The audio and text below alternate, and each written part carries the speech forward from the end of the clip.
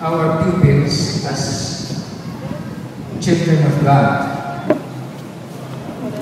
Why do we call Reverend children of God? In the books of Proverbs, chapter 1, verse 7, it says, "The fear of the Lord is the beginning of understanding."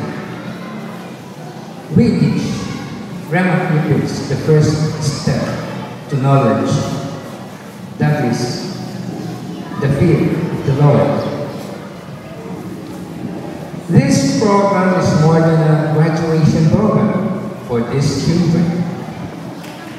This is a celebration of praise and worship to the Lord, showing their appreciation for the blessings God has provided them.